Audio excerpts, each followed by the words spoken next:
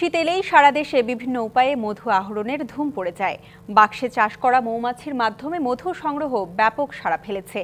এই কাজে কুষ্টিয়া ও মাগুরায় ব্যস্ত সময় পার করছেন মৌচাষীরা। চাহিদা ভালো থাকায় লাভও বেশ, ফলে শিক্ষিত বেকারদের কাছে এই পেশা দিন দিন জনপ্রিয় হয়ে উঠেছে। কুষ্টিয়ার মিরপুরের ফুলবাড়িয়ায় গ্রামীণ সড়কের দুপাশ জুড়ে বিস্তীর্ণ সরিষা ক্ষেত। এর পাশেই সারি সারি মৌবাক্স। সূর্যের আলো উঁকি দেওয়ার আগেই এসব বাক্স থেকে মধু আহরণ শুরু করেন মামুনুর রশিদ ও তার দল। মাত্র 4টি দিয়ে শুরু করা উদ্যোক্তা মামুনের এখন মৌবাক্সের সংখ্যা 450টি।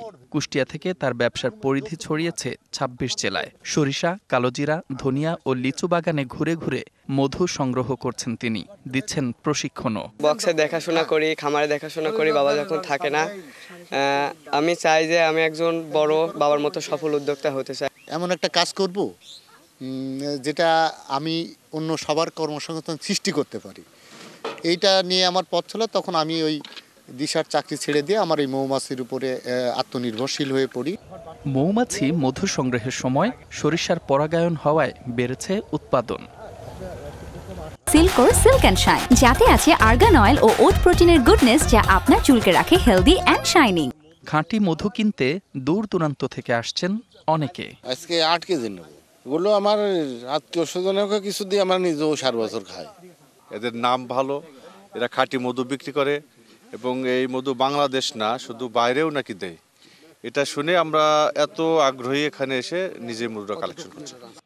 অন্যদিকে মাগুরার মাঠে মাঠে এখন মৌ খামারিরা ব্যস্ত মধু সংগ্রহে। চাহিদা বাড়ায় ও লাভের আশায় দিন দিন বাড়ছে মৌমাছি পালন।